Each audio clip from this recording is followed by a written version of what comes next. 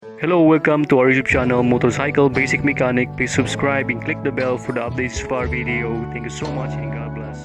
Hello mga ka-basic, good morning. At ngayon po ay try nating paandarin ang ating motor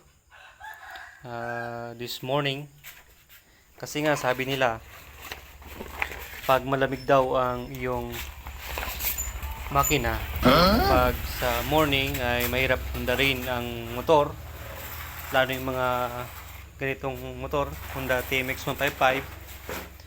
Pero tignan natin kung totoo ba yun mga ka-basic, ano? Yan. So, lagyan natin susi.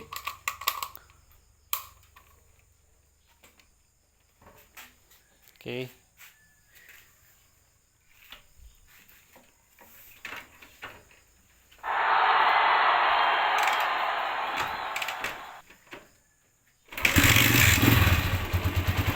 Oh, ka-basic. Yung naman, one start lang, no? One click lang. So, hindi pala totoo na pag malamig ang makina, pag umaga, mahirap pa start ang ating motor. Kaya niniwala ko pag okay yung kuryente ng motor mo, yung carburetor niya malinis, ayos yung spark plug mo, maganda yung pagka-tune up ng valve mo, yung valve mo, at siyempre malinis yung oil cleaner mo. Pag okay mga yan mga ka-basic, I think walang hard start starting sa mga motor, no?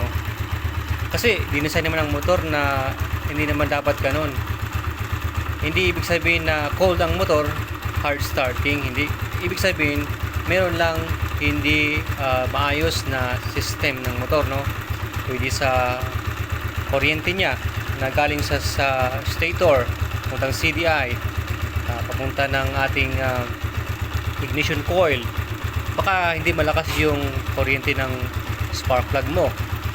Or pwedeng itong carburetor mo ay kailangan na munang linisan, baka may nagbabara kaya hirap andar. Or ito yung air filter mo, baka naman dumi-dumi na, ang dami ng mga mga dust kaya hindi maandar. So yun mga ka-basic, ang kailangan i-check natin para hindi hard starting ang ating motor pag umaga. So yun lamang mga ka-basic this morning. So napatunayan natin na hindi sa lamig or hindi sa malamig na makina or malamig na panahon ay hard start din ng motor. Hindi po kanon. So yun lamang po para sa akin mga ka-basic. Kaya na po ang mag-isip kung tama ba yon. Okay. Anyway, thank you so much and please subscribe to our YouTube channel, Motorcycle Basic Mechanic, at marami tayong i-upload more videos sa mga darating na mga vlogs. Thank you so much. God bless everyone.